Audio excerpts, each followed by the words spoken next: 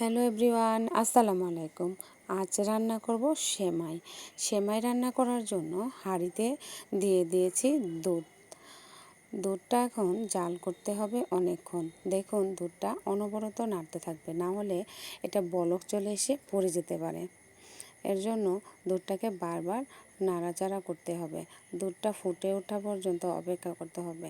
দুধটা যখন ঘন হয়ে যাবে তখন আমরা এর ভিতর দিয়ে দেব হালকা পরিমাণে চিনি।